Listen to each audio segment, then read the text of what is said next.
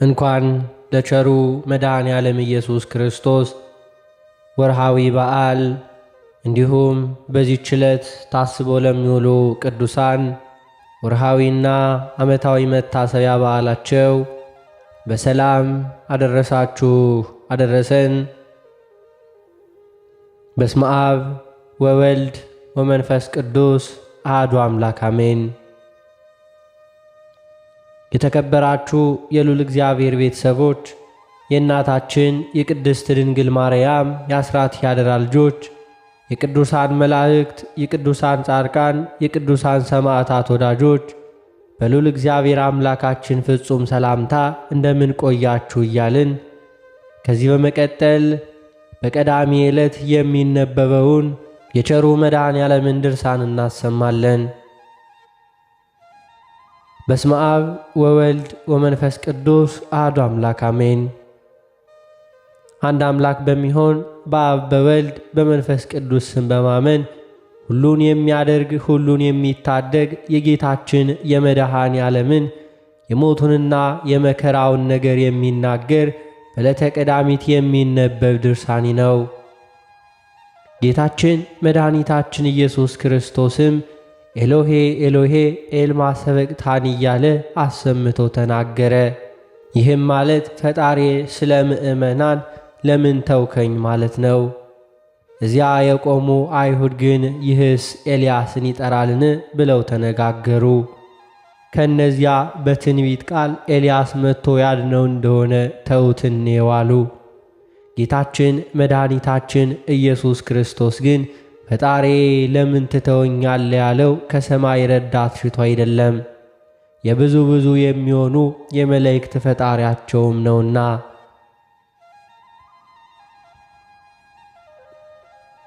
ጌታችን መድኃኒታችን ኢየሱስ ክርስቶስ ፈጣሪ ለምን ትተውኛል ማለቱ ግን በበቀል ያገኘንን እርግማን ያርቅልን ዘንድ ነው። ከአዳም ጀምሮ ያገኘንን መከራ ከኛ ያርቅ ዘንድ አባቱን ለመነ። እርሱን በመበደላችን እግዚአብሔር ከተወን ከእኛ አንዱ ራሱን አንድ እንደሚያደርግ ሆኖ ስለ እኛ ይለምን ዘንድ እርሱ እኛን መስሏልና ሥጋ መልበሱም ነው። ነፍሱን ከሥጋው እለያለሁ ብሎ ያን ጊዜ በድፍረት መልአከ ሞት ወደ እርሱ መጣ። ኤሎሄ ኤሎሄ ኤልማ ሰበቅታኒ እያለ ሲናገር በሰማው ጊዜ የፈራ መስሎት በሌላ እንዳስለመደው ኤሎሄ ኤሎሄ ኤልማ ሰበቅታኒ ማለቱ መከራን ያርቅ ዘንድ ሙስና መቃብርን ያጠፋ ዘንድ መርገምንም ከእኛ ይለይ ዘንድ እንደሆነ አላወቀም ነበርና። ሰውም በመሆኑ በመለኮቱም ክቡር ንጹሕ ነውና በኀጢአት ምክንያት እርሱን የሚከራከርበት መልአከ ሞት ምንም ነገር አላገኘም። በሰውነቱም በመለኮቱም ንጹሕ ክቡር ነውና። ከዚህም በኋላ መልአከ ሞትን ስለ መድፈሩ ወዲያና ወዲህ እንዳይል በነፋስ አውታር አጽንቶ አሰረው። ልብሱን ገለጠለት፣ እንዲሁም እንዳያየው አደረገው። መላእክትም በከበረ መስቀሉ ዙሪያ አዘንብለው ወድቀው ስላያቸው የእግዚአብሔር የባሕሪ ልጅ እንደሆነ ተረዳ። በክፉ መከራ በጽኑ ፍርሃት ተይዞ ከመከራው ጽናት የተነሳ ላብ አላበው። ከእስራቱ በፈታው ጊዜ ግን ላቡን አጠፋለት። መቆምም በካሳ ይሆንለት ዘንድ በጌታችን በኢየሱስ ክርስቶስ ፊት ቆሞ ሰገደ፣ ማለደ። በራሱ ፈርዶ አዳምን ከነ ልጆቹ እለቃለሁ አለ፣ ሌላ የሚሰጠው ካሳ አጥቷልና።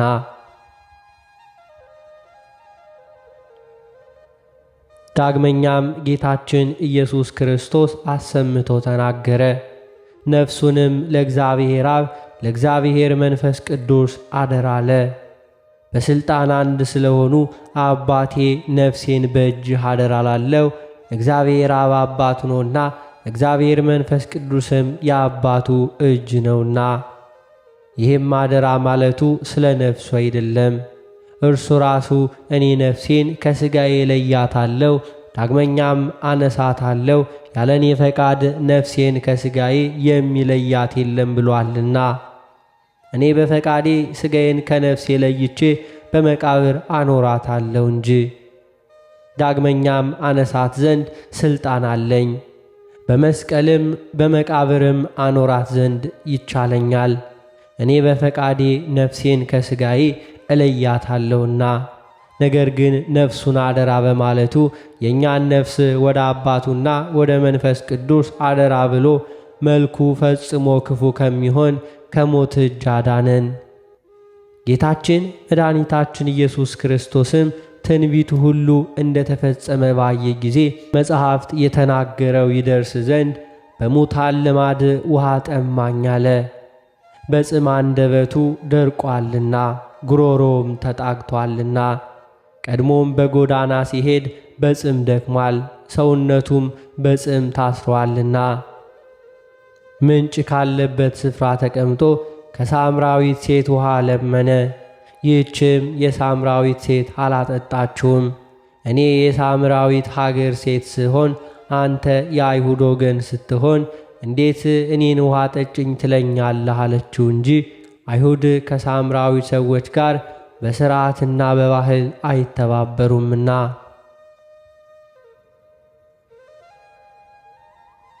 እርሱ ግን ለዘላለም የማይደርቅ የሕይወት ውሃ ያለው ባለጸጋ ፈጣሪ ነው። እርሱ ግን ሁለት ሁለት ሦስትን ሥራ በሚይዝ የስድስት ጋኖች ውሃ በባሕሪው ጠጅ ያደረገ ከሃሊ ፈጣሪ ነው። ለሰርግ የተጠሩትም ሰዎችን አጠጣቸው። በጠጡም ጊዜ ከጠጁ ጣዕም የተነሳ አደነቁ። ሙሽራውንም ጠርቶ ሰው ሁሉ አስቀድሞ ያማረውን ጠጅ ያጠጣል፣ ከጠገቡም በኋላ ግን ተራውን ጠጅ ያጠጣል። አንተ ግን ማለፊያውን ጠጅ እስካሁን እንዴት አቆየኸው? አሉት። እንደዚህ የሕይወት ውሃ ያለውን ባለጸጋ ፈጣሪን እንደዚህ የስድስቱን ጋኖች ውሃ ጠጅ ያደረገ ካህሊ የሆነ አምላክ በተጠማ ጊዜ ከርቤና የበለስ ደም የተቀላቀለበት መጣጣና የበግ ሐሞት አጠጡት። ማቴዎስም እንዲህ ብሏል። ከእነርሱ አንዱ ፈጥኖ ሄዶ በዓይነ በጎ መጣጣውን አምጥቶ በዘንግ አስሮ አጠጣው ብሏል። ዮሐንስም እንዲህ ብሏል። ከዚያም መጻጻ የተሞላ ዕቃ ተቀምጦ ነበር። እርሳቸውም መጻጻውን በሰፍኑግ መልተው እንዲሁ በስምዛ ዘንግ አስረው ወደ አፉ አገናኙት፣ ጠመቁትም። ጌታችን መድኃኒታችን ኢየሱስ ክርስቶስም መጻጻውን ቀምሶ በመጽሐፍ የተጻፈው ሁሉ ደረሰ ተፈጸመ አለ። በጉሮሮው መጠማትና በአንደበቱ መድረቅ ከሥጋዊ ከነፍሳዊ መጠማት አዳነን። በቀትርም ጊዜ የዝሆን ሐሞትና ከርቤ የተቀላቀለበት መጻጻ በመጠጣቱ በ9 ሰዓትም መጻጻና የበግ ሐሞትን በመጠጣቱ የጣፈጠ የበለስን ፍሬ ስለበሉ ስለ አዳምና ስለ ሔዋን ከፈለ።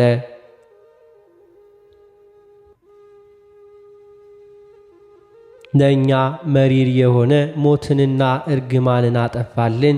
ከዚህ በኋላ ጌታችን መድኃኒታችን ኢየሱስ ክርስቶስ ሳይሞት ራሱን ወደ ቀኝ ዘንበል ላደረገ አሸናፊ ነውና።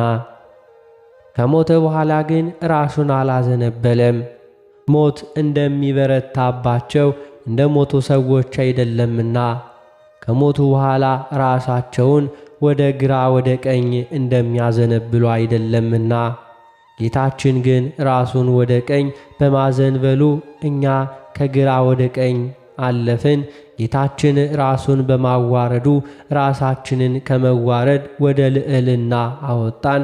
አክሊለ ሾህም በመቀዳጀቱ እኛን ጌታችን ኢየሱስ ክርስቶስ የድኅነትን ራስ ወርቅ የማያልፍ የክብር አክሊል አቀዳጀን። ጌታችን መድኃኒታችን ኢየሱስ ክርስቶስም ንጉሥንና እግዚአብሔርን እንደበደለ እንደ ነፍሰ ገዳይም በእንጨት ሰቅለው ገደሉት። በምሳሌ የነገራቸውንም አላሰቡምና። አንድ ሰው የወይን ተክል ተከለ፣ የሚጠብቅበትን ግንብ ሠራ፣ ውድማም አበጀለት። ወይኑንም የሚጠብቅለት ሹም ሾሞ ሄደ። የሚያፈራበት ሰዓት በደረሰ ጊዜ ከወይኑ ፍሬ አምጡ ብሎ ብላቴኖቹን ሰደደ። ተክል ጠባቂዎችም ብላቴኖቹን ይዘው ከእነርሱ የገረፏቸው፣ የመቷቸውም፣ የደበደቧቸውም የገደሏቸውም አሉ። ከቀድሞዎቹም የሚበዙ ብላቴኖችን ሰደደ፣ እነርሱንም ገደሏቸው። የሚወደውም አንድ ልጅ ነበረው። ልጄንስ ያፍሩታል ብሎ ሰደደው። እንደዚሁ ወይን ጠባቂውም ልጁን ባየ ጊዜ እርስ በርሳቸው እንደ ተባባሉ ወራሹ ይህ ነውና እንግደለው፣ ርስቱንም እጅ እናድርግ ብለው ያዙት። ከተክል ቦታ ወደ ውጭ አውጥተው ገደሉት።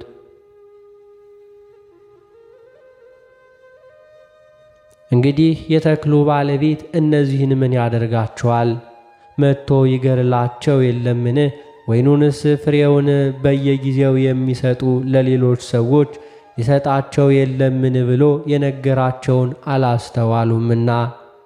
ይህ ምሳሌ በአይሁድ ደረሰባቸው። ነቢያትን እንደገደሉ የፍርድና የሕግ ባለቤት ልጁን የገደሉ አይሁድ አባቱ በሮማውያን እጅ ገሏቸዋልና። ከእነሱም ክህነታቸውን፣ ሕጋቸውን፣ መንግሥታቸውን አሳለፈባቸው። የሃይማኖትን ፍሬ ለሚሰጡ ለሌሎች ሰዎች ሰጠባቸው። በሞተ ጊዜ ደቀ መዛሙርቱን ሳያውቁ ድንገት ገደሉት እንዳይሉ አስቀድሞ በምሳሌ ብዙ ነገራቸው። እነሆ ኢየሩሳሌም እንወጣለን፣ የሰው ልጅንም ይዘው ለክፉ ሰዎች አሳልፈው ይሰጡታል፣ ብዙ መከራ ያጸኑበታል፣ ሰቅለውም ይገድሉታል፣ በሦስተኛውም ቀን ይነሳል አላቸው። ዳግመኛም የሰው ልጅ ይመሰገን ዘንድ ጊዜው ደረሰ አላቸው። የስንዴ ቅንጣት ከምድር ካልወደቀች ካልፈሰሰች ብቻዋን ትኖራለች፣ ከሞተች ከፈሰሰች ግን ብዙ ፍሬ ታፈራለች ብዬ በእውነት እነግራችኋለሁ። ዳግመኛም ጌታችን መድኃኒታችን ኢየሱስ ይህ ዓለም የሚፈረድበት ጊዜ ደረሰ።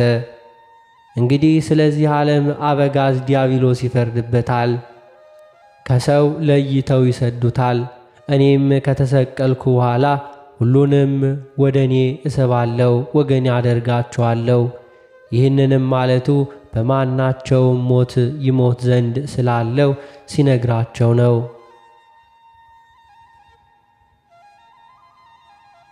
ሕዝቡም ክርስቶስ ዘላለም ጸንቶ እንዲኖር በኦሪት ሰምተዋልና እንዴት አንተ ይሞታል ትለናለህ? የሰው ልጅ ማን ነው አሉት። ዳግመኛ ጌታችን መድኃኒታችን ኢየሱስ ክርስቶስ ጥቂት ቀን ከእናንተ ጋር እኖራለሁ፣ ጨለማ ሳይደርስባችሁ ተመላለሱ እመኑ አላቸው። በጨለማ የሚሄድ የሚሄድበትን አያውቅምና ብርሃን ሳለ በእርሱ እመኑ፣ የብርሃን ልጆች ትሆኑ ዘንድ ይህንን ካላቸው በኋላ ተሰወራቸው። ዳግመኛም ቸር ጠባቂ እኔ ነኝ፣ ቸር ጠባቂ ሰው ግን ስለ በጎቹ ተላልፎ እንዲሁ ይሞትላቸዋል። ዳግመኛም የሰው ልጅ ሊያገለግሉት አልመጣም፣ እርሱ ሊያገለግል ነው፣ ስለ ክፉ ሰዎች ራሱን አሳልፎ ሊሰጥ ነው አላቸው። ዳግመኛም ጌታችን መድኃኒታችን ኢየሱስ ክርስቶስ ስለዚህ ነገር እርስ በርሳችሁ ትመራመራላችሁን ብሎ ጠየቃቸው። ዳግመኛም ጥቂት ቀን አታዩኝም፣ ዳግመኛም ጥቂት ቀን ታዩኛላችሁ ስላልኳችሁ እኔም ወደ አባቴ እሄዳለሁ። እናንተም እንድታለቅሱ እንድታዝኑ በእውነት እነግራችኋለሁ። ዓለሙ ግን ደስ ይለዋል፣ እናንተ ግን ታዝናላችሁ። ነገር ግን ሐዘናችሁ ወደ ደስታ ይሆንላችኋል፣ ወደ ደስታ ይለወጥላችኋል። ሴት ቀኗ ደርሶ በምትወልድበት ጊዜ እንደምታዝን ልጅ ከወለደች በኋላ ግን ስለ ደስታዋ መከራዋን አታብሰውም፣ ወንድ ልጅ በዓለም ወልዳለችና።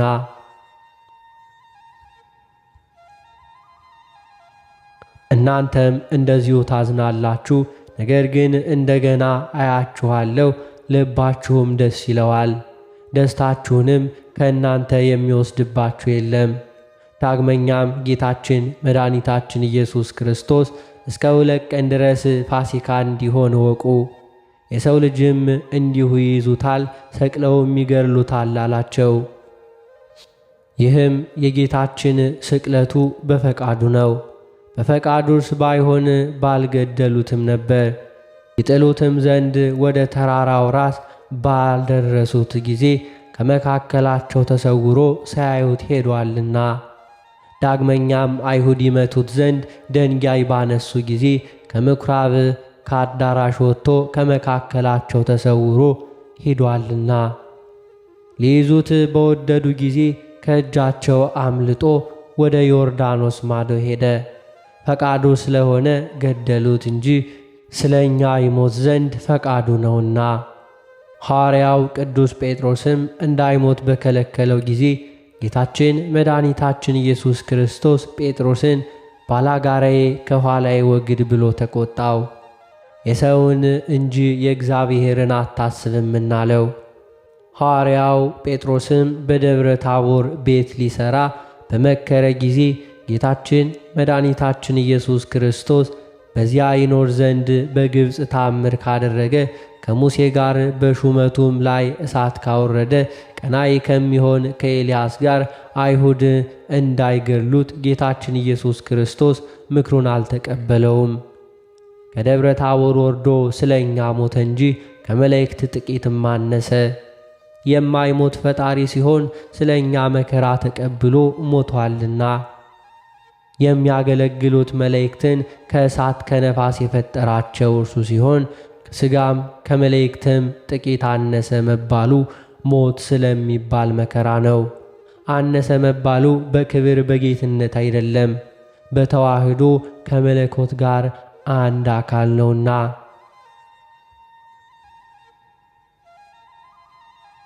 ነገር ግን በመከራውና በሞቱ ስለ አዳም ኃጢአት የበደሉትን ያልበደሉትን ከአዳም ጀምሮ እስከ ሙሴ ድረስ የገዛቸው ሞትን አጠፋው።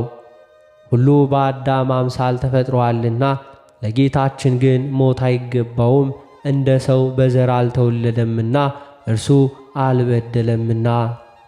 ጌታችን መድኃኒታችን ኢየሱስ ክርስቶስ ግን ሙት ተሰቀል ያለውን ትእዛዝ ተቀብሎ ለሞት ደረሰ። የሞተው በመስቀል ተሰቅሎ ነው። ስለ ሁሉ በእግዚአብሔር ቸርነት ሞትን ተቀብሎአልና። ለእርሱ ግን የበደሉትን ሰዎች ሞትን ተቀብሎ ያድናቸው ዘንድ በአዲስ ሕግ የተመረጠ መምህር ሆነ። መድኃኒታችን ፈጣሪያችን እርሱ ግን ስለ እኛ ሞተ፣ ሰውነቱም ለሞት አሳልፎ ሰጠ። በጳንጦሱ ሰው በጲላጦስ ዘመን ምስክር ሆነ። ከኀጢአታችን ያድነን ዘንድ ለእርሱ ሐዲስ የበቁ ወገኖች አደርገን ዘንድ እርሱ ግን በደሙ ወገኖችን ያከብራቸው ዘንድ ከተማረው በአፋ ሞት እርሱ የሰውን ኀጢአት ለማስተስረይ አንድ ጊዜ ሞተ። እንደዚሁ እኛን ከአባቱ ከእግዚአብሔር ያስታርቀን ዘንድ የባሕርይ አምላክ እርሱ ስለ እኛ ሞተ። በመለኮቱ ሕያው ሲሆን በሥጋ ሞተ።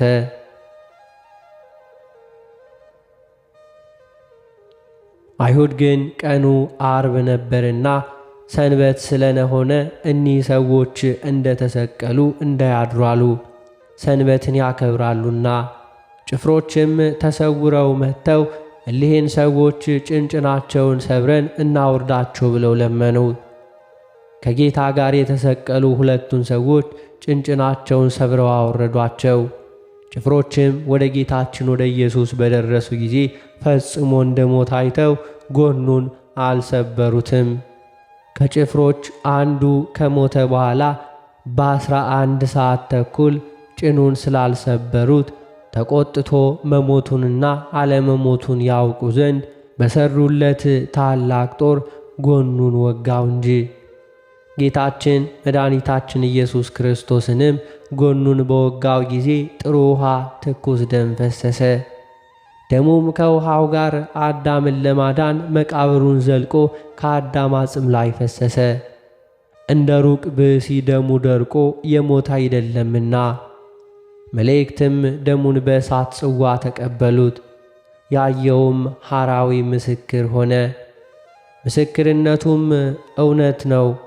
እርሱ እናንተም ታምኑ ዘንድ እውነትን እንዲያስተምር አወቀ። ይኸውም የተደረገው መጽሐፍት አጥንቱን ትሰብሩ ዘንድ ብሎ የተናገረው ይደርስ ይፈጸም ዘንድ ነው። ዳግመኛም ሁለተኛው መጽሐፍ ጎኑን የወጉት ሰዎች በታምራት ያዩት ዘንድ አላቸው ብሏል። የጌታችን የመድኃኒታችን የኢየሱስ ክርስቶስ ነጠብጣብ ሁሉ የፈሰሰው በጥፊና በበትር በመመታቱ ነው። በመሬት ላይ በመጎተቱና በመረገጡ ነው። በመገረፉና በመደብደቡ ነው። የሾህ አክሊልን በመቀዳጀቱ ነው። በጦርና በችንካር በመወጋቱ ነው። 19,125 በሚሆን የተቀበለው መከራ ሁሉ ነውና።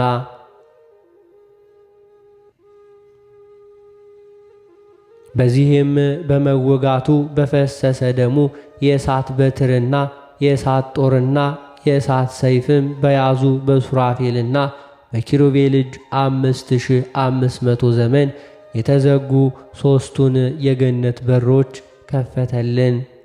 እነርሱን 3 በሮች አስወግዶ በቀኝ የተሰቀለውን ወንበዴ በሰርክ ጊዜ በደሙ ወደ ገነት አገባው።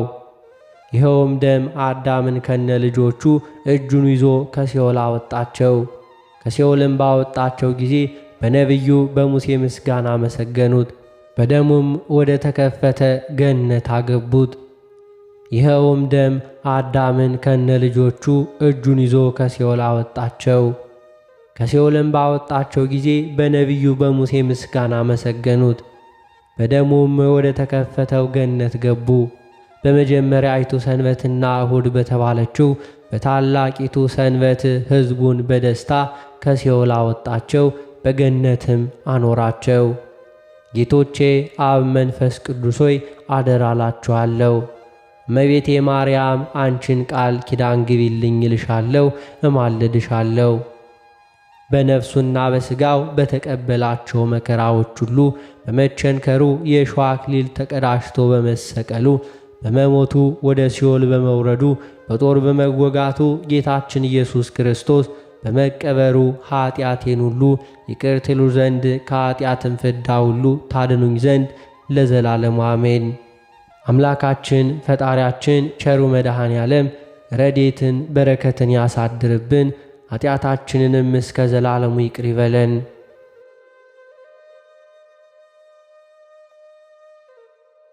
የተከበራችሁ የልዑል እግዚአብሔር ቤተሰቦች ከዚህ በመቀጠል በሰኔ 27 ቀን የሚነበበውን ስንክሳር እናሰማለን። በስመ አብ ወወልድ ወመንፈስ ቅዱስ አሐዱ አምላክ አሜን። አንድ አምላክ በሆነ በአብ በወልድ በመንፈስ ቅዱስ ስም ሰኔ 27 በዚች ቀን ከተመረጡ አርድእት ውስጥ ሐዋርያው ሐናንያ አረፈ። ይህንንም ቅዱስ ሐዋርያት በደማስቆ ከተማ ኤጲስቆጶስነት ሾሙት። በውስጧም ሕይወት ሰጪ የወንጌልን ትምህርት አስተማረ። ዳግመኛም በቤተ ገብርኤል ውስጥ ሰብኮ ክብር ይግባውና የጌታችን የኢየሱስ ክርስቶስ ወደ ሆነች የቀናች ሃይማኖት ብዙዎችን መለሳቸው። የክርስትናን ጥምቀትም አጠመቃቸው። እውነተኛውን የሃይማኖት ብርሃን አበራላቸው። ይህም ሐናንያ ሐዋርያው ጳውሎስን ይቅር ባይ ጌታችን በቸርነቱ ክህደቱ በጠራውና ምርጥ ዕቃ ባደረገው ጊዜ ያጠመቀው ነው። እጁንም በራሱ ላይና በዓይኖቹ ላይ ጭኖ ያዳነው እርሱ ነው። ጌታችንም በእጆቹ ታላላቅ ድንቆችና ታምራቶችን አደረገ። በስብከቱም ብዙዎች አሕዛብ አመኑ። ከአይሁድም ብዙዎቹን ክብር ይግባውና ክርስቶስን ወደ ማመን መለሳቸው። ከዚህም በኋላ ዓመፀኛው መኮንን ሉኪያኖስ ይዞ ታላቅና አስጨናቂ ሥቃይን አሰቃየው። ጎኖቹንም ሰንጥቆ በእሳት መብራቶች አቃጠለው። ከዚህም በኋላ ከከተማው አውጥተው በድንጋይ እንዲወግሩ ታዘዘ። ከዚያም ክብር ይግባውና በጌታችን በኢየሱስ ክርስቶስ እጅ ነፍሱን ሰጠ። ለእግዚአብሔር ምስጋና ይሁን፣ እኛንም በጸሎቱ ይማረን፣ በረከቱም ከእኛ ጋር ትኑር ለዘላለም አሜን።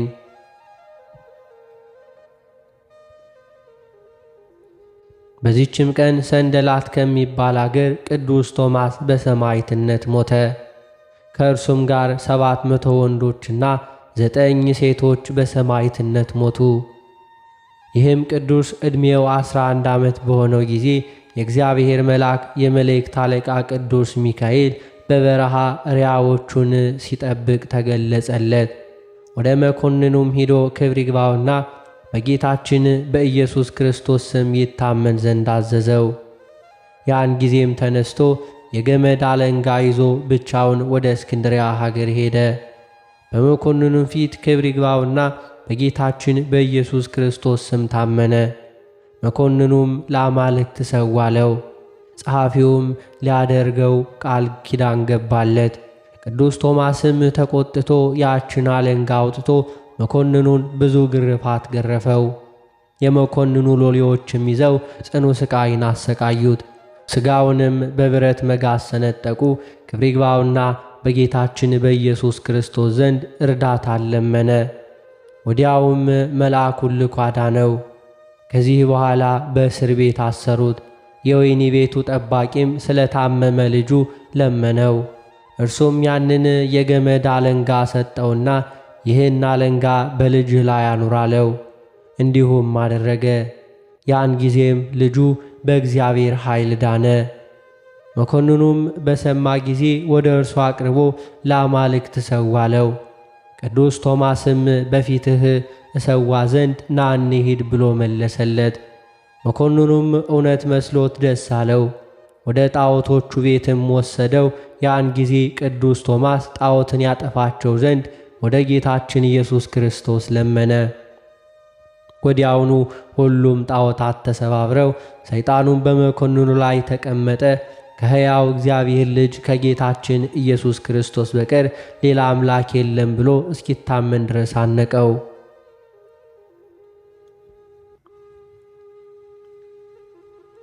አሕዛብም ይህንን ድንቅ ነገር አይተው እጅግ አደነቁ። ክብር ይግባውና ከጌታችን ከኢየሱስ ክርስቶስ በቀር ሌላ አምላክ የለም እያሉ ጮኸው በእውነትም አመኑ። ያላመኑትን ግን በጨለማ ቤት ውስጥ አሰሩት። ያለ መብልና ያለ መጠጥ ከብዙ ሥቃይም የተነሣ ከአፉ ደም እየፈሰሰ 15 ቀን በዚያ ተቀመጠ። የእግዚአብሔር መልአክም ወርዶ ፈወሰው። አንዲት ሴት ዕውር ልጅ ነበራት። ከዚያም ደም ወስዳ ልጇን ዓይን አስነካችው። ወዲያውም አየ። ቅዱስ ቶማስም ከወህኒ ቤት አውጥቶ ሴት አንበሳ ሰደዱበት። ወደ እርሱም በደረሰች ጊዜ እግሮቹን ላሰች፣ ሰገደችለትም። ዳግመኛም በብረት መንደልቶ አፉ ላይ ደበደቡት። በዚያን ጊዜ በሥቃይ ውስጥ ከእርሱ ጋር ከበንደላ ሀገር ቅዱስ በብኑዳ ከበልኪም ሀገር ቅዱስ ሙሴ ነበሩ። እርስ በርሳቸው አንዱ አንዱን ያጽናናው ነበር። ከዚህ በኋላ ቅባትና የነዳጅ ድፍድፍ አፍልተው በቅዱስ ቶማስ ራስ ላይ ደፉት። ነገር ግን ምንም ጉዳት አልደረሰበትም። እንደገናም አባራ ዘሩን ቆርጠው በአውድማ ውስጥ አበራዩት። ደግመውም ታላቅ ድንጋይ በአንገቱ ላይ ሰቅለው አሰቃዩት። ከማሰቃየቱም የተነሳ በደከመ ጊዜ መኮንኑ አርያኖስ ወደ እንዴናው ከተማ ሊወስደው ይዞት ተነሳ። እንዲሁም ጣው ወደሚባል ሀገርም በደረሱ ጊዜ የቅዱስ ቶማስን ራስ ቆረጡት። በዚያም ምስክርነቱን ፈጸመ። በመንግሥተ ሰማያትም የሰማዕትነትን አክሊል ተቀበለ። ከእርሱም ጋር መከራ ተቀብለው የሞቱ 700 ወንዶችና 9 ሴቶችም እርሱ ሥቃይ በተቀበለበት ወራት የሰማዕትነትን አክሊል ተቀበሉ። ለእግዚአብሔር ምስጋና ይሁን። እኛንም በቅዱሳን ሰማዕታት በጸሎታቸው ይማረን፣ በረከታቸው ከእኛ ጋር ትኑር ለዘላለም አሜን። በዚህችም ቀን የ24 ሰማዕታት የዕረፍታቸው መታሰቢያ ነው። የማማስና የሲላስም መታሰቢያ ነው። ጌታችን ስለ እርሱ ሉቃስ በጻፈው በቅዱስ ወንጌል የተናገረለት የድሃው አልዓዛር መታሰቢያ ነው። በረከታቸው ከእኛ ጋር ትኑር ለዘላለም አሜን።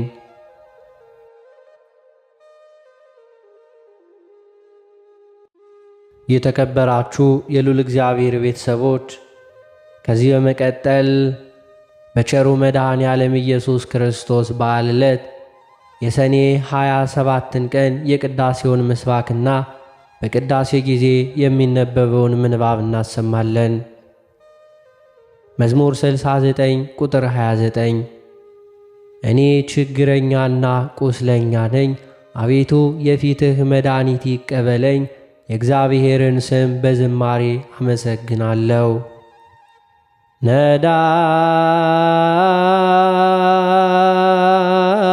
ነዳይ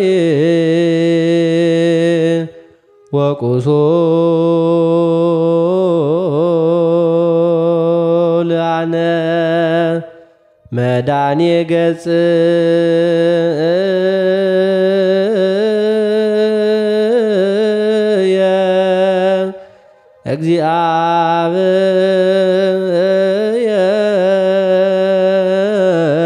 እግዚአብሔር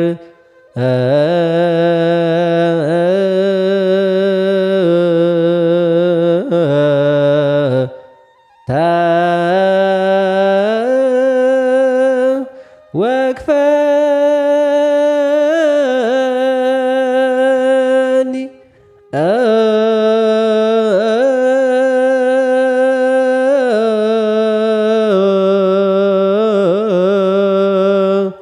እሴብሕ ለስመ አምላኪየ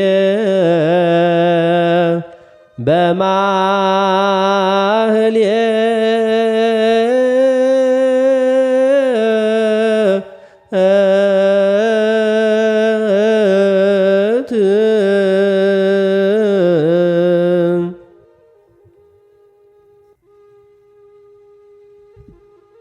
በቸሩ መድኃኔ ዓለም ኢየሱስ ክርስቶስ በዓል ዕለት በሰኔ 27 ቀን በቅዳሴ ጊዜ የሚነበብ የመጀመሪያው ምንባብ የሐዋርያው የቅዱስ ጳውሎስ መልእክት ወደ ቆሮንቶስ ሰዎች አንደኛ ቆሮንቶስ ምዕራፍ 12 ቁጥር 28 እስከ ፍጻሜ።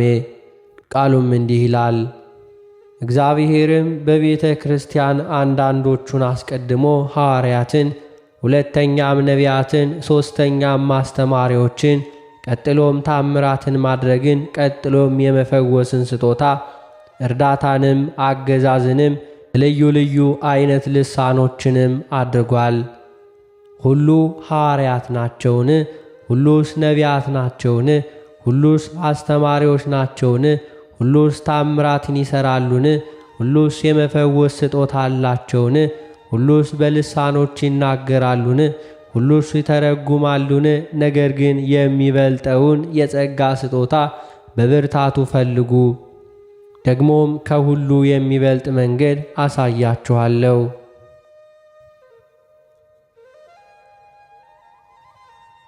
በቸሩ መድኃኔ ዓለም ኢየሱስ ክርስቶስ በዓል ዕለት በሰኔ 27 ቀን በቅዳሴ ጊዜ የሚነበብ ሁለተኛው ምንባብ የሐዋርያው የቅዱስ ዮሐንስ መልእክት አንደኛ ዮሐንስ ምዕራፍ 2 ቁጥር 27 እስከ ምዕራፍ 3 ቁጥር 9። ቃሉም እንዲህ ይላል። እናንተስ ከእርሱ የተቀበላችሁት ቅባት በእናንተ ይኖራል፣ ማንም ሊያስተምራችሁ አያስፈልጋችሁም። ነገር ግን የእርሱ ቅባት ስለ ሁሉ እንዲያስተምራችሁ እውነተኛም እንደሆነ ውሸትም እንዳልሆነ እናንተንም እንዳስተማራችሁ በእርሱ ኑሩ። አሁንም ልጆች ሆይ በሚበልጥበት ጊዜ እምነት እንዲሆንልን በመምጣቱም በእርሱ ፊት እንዳናፍር በእርሱ ኑሩ። ጻድቅ እንደሆነ ካወቃችሁ ጽድቅን የሚያደርግ ሁሉ ከእርሱ እንደተወለደ ወቁ። የእግዚአብሔር ልጆች ተብለን ልንጠራ አብ እንዴት ያለውን ፍቅር እንደሰጠን እዩ። እንዲሁም ነን። ስለዚህ ምክንያት ዓለም እርሱን ስላላወቀው እኛን አያውቀንም። ወዳጆች ሆይ አሁን የእግዚአብሔር ልጆች ነን። ምንም እንደምንሆን ገና አልተገለጠም። ዳሩ ግን ቢገለጥ እርሱ እንዳለ እናየዋለን፣ እርሱንም እንድንመስል እናውቃለን። በእርሱም ይህን ተስፋ የሚያደርግ ሁሉ እርሱ ንጹሕ እንደሆነ ራሱን ያነጻል። ኃጢአትንም የሚያደርግ ሁሉ ዓመፅን ደግሞ ያደርጋል፣ ኃጢአትም ዓመፅ ነው። እርሱም ኃጢአትን ሊያስወግድ እንደተገለጠ ታውቃላችሁ። በእርሱም ኃጢአት የለም። በእርሱ የሚኖር ሁሉ ኃጢአትን አያደርግም። ኃጢአትን የሚያደርግ ሁሉ አላየውም አላወቀውምም። ልጆች ሆይ ማንም አያስታችሁ። እርሱ ጻድቅ እንደሆነ ጽድቅን የሚያደርግ ጻድቅ ነው። ኃጢአትን የሚያደርግ ከዲያብሎስ ነው፣ ዲያብሎስ ከመጀመሪያ ኃጢአት ያደርጋልና።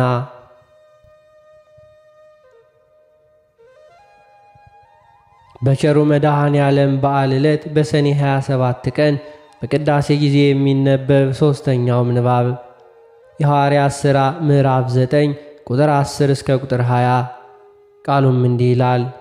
በደማስቆም ሐናንያ የሚሉት አንድ ደቀ መዝሙር ነበር። ጌታም በራእይ ሐናንያ ሆይ አለው። እርሱም ጌታ ሆይ እነሆኝ አለ። ጌታም አለው ተነስተህ ቅን ወደሚባል መንገድ ሂድ፣ በይሁዳ ቤትም ሳውል የሚሉትን አንድ የጠርሴስ ሰው ፈልግ።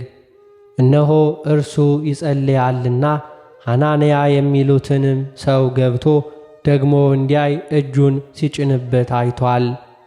ሐናንያም መልሶ ጌታ ሆይ በኢየሩሳሌም በቅዱሳንህ ላይ ስንት ክፉ እንዳደረገ ስለዚህ ሰው ከብዙዎች ሰምቻለሁ። በዚህም ስምህን የሚጠሩትን ሁሉ ለማሰር ከካህናት አለቆች ሥልጣን አለው አለ። ጌታም አለው ይህ በአሕዛብም በነገሥታትም በእስራኤልም ልጆች ፊት ስሜን ይሸከም ዘንድ ለእኔ የተመረጠ ዕቃ ነውና ሂድ።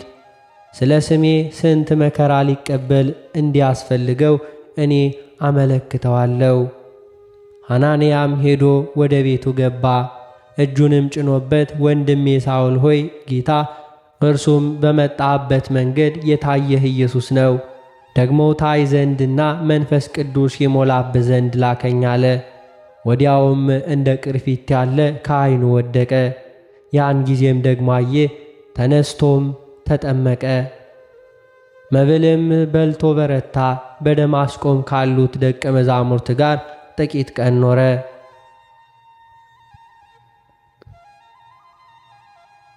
በቸሩ መድኃኔ ዓለም በዓል ዕለት በሰኔ 27 ቀን በቅዳሴ ጊዜ የሚነበብ የወንጌል ምንባብ የሉቃስ ወንጌል ምዕራፍ 16 ቁጥር 19 እስከ ፍጻሜ። ቃሉም እንዲህ ይላል። ቀይ ልብስና ቀጭን የተልባ እግር የለበሰ አንድ ባለጠጋ ሰው ነበር። ዕለት ዕለትም እየተመቸው በደስታ ይኖር ነበር። አልዓዛርም የሚባል አንድ ድሃ በቁስል ተወርሶ በደጁ ተኝቶ ነበር። ከባለጠጋውም ማዕድ ከሚወድቀው ፍርፋሪ ሊጠግብ ይመኝ ነበር። ውሾች እንኳ መጥተው ቁስሎቹን ይልሱ ነበር።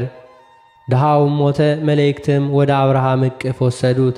ባለጠጋው ደግሞ ሞተና ተቀበረ። በሲኦልም በስቃይ ሳለ አሻቅቦ አብርሃምን በሩቅ አየ፣ አልዓዛርንም በእቅፉ።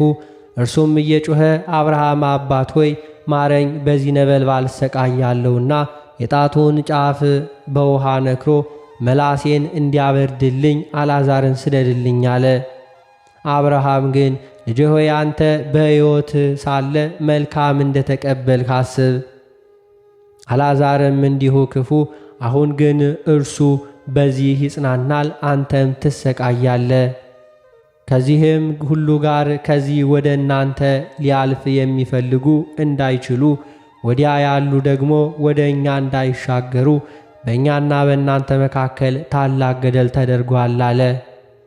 እርሱም እንኪያስ አባት ሆይ ወደ አባቴ ቤት እንድትወስደው እለምንሃለሁ፣ 5 ወንድሞች አሉኝና እነርሱ ደግሞ ወደዚህ ስቃይ ስፍራ እንዳይመጡ ይመሰክርላቸዋል አለ። አብርሃም ግን ሙሴና ነቢያት አሏቸው፣ እነርሱን ይስሙ አለው። እርሱም አይደለም አብርሃም አባት ሆይ፣ ነገር ግን ከሙታን አንዱ ቢሄድላቸው ንስሐ ይገባሉ አለ። ሙሴንና ነቢያትንም የማይሰሙ ከሆነ ከሙታንም እንኳ አንድ ቢነሳ አያምኑም አለው። ስለ ቃሉ የጌታችን የአምላካችን የመድኃኒታችን የኢየሱስ ክርስቶስ ስሙ የከበረና የተመሰገነ ይሁንልን።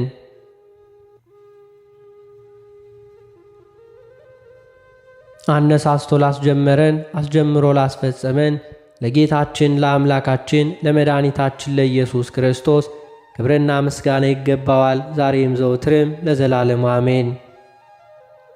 አባታችን ሆይ በሰማያት የምትኖር፣ ስምህ ይቀደስ፣ መንግሥትህ ትምጣ፣ ፈቃድህ በሰማይ እንደሆነች እንዲሁም በምድር ትሁን። የዕለት እንጀራችንን ስጠን ዛሬ፣ በደላችንንም ይቅር በለን እኛም የበደሉንን ይቅር እንደምንል።